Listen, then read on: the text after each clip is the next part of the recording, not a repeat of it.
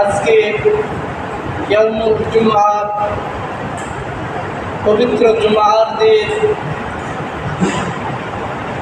রমজান মাসের শেষ জুমআ, সম্ভবত এই বছরের হয়তো এটাই শেষ জুমআ। সামনে জুমআ আমরা পাবো কিনা জানি না, তবে রমজান আমাদের থেকে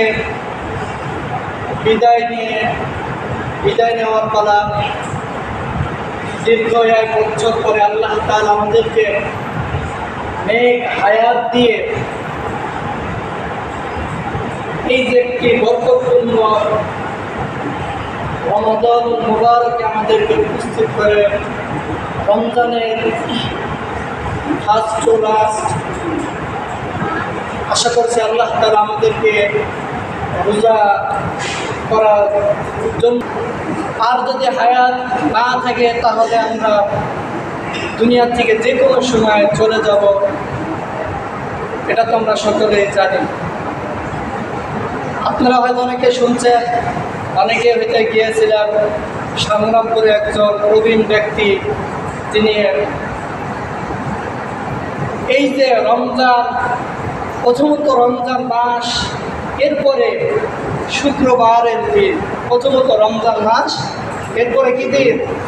শুক্রবারের দিন। হাদিসে আসছে, তোমরা মৃত্যু কামনা করবা, সেটা হচ্ছে যে রমজান মাস হবে, রমজান মাস আবার হবে শুক্রবার, জুমার দিন। প্রথমত কি মাস? রমজান মাস। আবার রমজান মাসটা সেই দিনটা যেন হয় শুক্রবারের দিন অথবা সোমবারের দিন। এই দিনগুলোতে তোমরা কি করবা? আল্লাহ তাআলার কাছে মৃত্যু কামনা করবা। সবচাইতে উত্তম মৃত্যু হলো যে রমজান মাসের মৃত্যু। কোন মৃত্যু হলো? রমজান মাসে।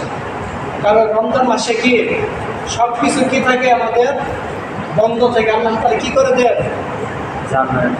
জাহান্নামের সবগুলো দরজা কি করে রাখে? বন্ধ করে রাখে। আর জান্নাতের দরজাগুলো কি করে রাখেন? খোলা রাখেন। বলতেছিলাম যে মৃত্যু, আমরা কুল্লু নাফসিন যায়কাতুল মাউতের কাছে সবাই কি ধরাশায়ী। কুল্লু নাফসিন যায়কাতুল মাউত, মৃত্যুর কাছে কি আমরা সবাই ধরাশায়ী। সম্মানিত হাজির, আমি কুরআনুল কারীম থেকে তেলাওয়াত করছি সূরাতুল। আমরা জানি যে রমজান মাস একটি, এই রমজান মাস কেন এত ফজিলতপূর্ণ হলো, এত গুরুত্বপূর্ণ কেন হলো, এর মহত্ব কি, এর সম্মান কি, কেনই বা এর এত দাম, এত মর্যাদা আল্লাহ তাআলা কেন এত দাম বাড়াইলেন? প্রথমত তাফসীরে মারিফুল কোরআনে লিখছেন যে আগের জামানায় একজন মুজাহিদ বলে নাম, তিনি সারা রাত্রি কি করতেন? ইবাদত বন্দি করতেন, আর দিনের বেলায় জিহাদ করতেন। দিনের বেলায় কি করতেন? জিহাদ করতেন। এর কথা যখন আল্লাহ রাসূল সাল্লাল্লাহু আলাইহি ওয়াসাল্লাম সাহাবীদের মাঝে শোনাইতেছিলেন, তখন সাহাবীরা শুনতেছিলেন। কিন্তু এই উম্মতি মুহাম্মদের যে শ্রেষ্ঠ উম্মত হবে, এরা যে সর্বশ্রেষ্ঠ উম্মত হবে, তাহলে আগের সমস্ত নবীর থেকে যেহেতু এই নবীর শ্রেষ্ঠ মর্যাদা হতে হলে তাহলে কি করতে হবে? তাহলে অবশ্যই এদের এমন কিছু ইবাদত দিতে হবে যে ইবাদতে তাদের থেকে শ্রেষ্ঠ তৈরি করা, টিন দিয়ে তৈরি করা, ইট দিয়ে উপরে টিন দিয়ে, অবশ্যই তার থেকে শ্রেষ্ঠ অর্জন করতে আমাকে অবশ্যই বিল্ডিং করতে হবে। প্রত্যেকটা বিল্ডিং করে সুন্দর সুন্দর টাইলস, সুন্দর সুন্দর আলো বাল্ব লাগাইতে হবে, তবেই তো আমাদের এই মসজিদটা, ওই মসজিদ থেকে এই মসজিদ কী পাবে? শ্রেষ্ঠত্ব লাভ করবে। ঠিক তেমনই এই উম্মতি মুহাম্মদকে আল্লাহ তাআলা শ্রেষ্ঠত্ব দান করার জন্য আল্লাহ তাআলা আমাদেরকে কি দিলেন? লাইলাতুল কদর দিলেন। কি দিলেন? লাইলাতুল কদর কেন এত দামি হলো?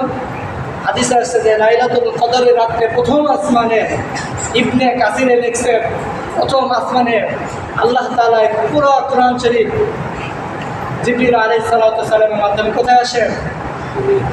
প্রথম আসমান আল্লাহ তাআলা রাখছেন। এরপরে আল্লাহ রাসূল সাল্লাল্লাহু আলাইহি ওয়াসাল্লাম যখন যেই আয়াত প্রয়োজন প্রক্ষেপের, যখন যে আয়াত প্রয়োজন মোতাবেক আল্লাহ রাসূল সাল্লাল্লাহু আলাইহি ওয়াসাল্লামের কাছে কে নিয়ে আসছেন? জিবরিল আলাইহিস সালাতু ওয়াস সালাম কি করছেন?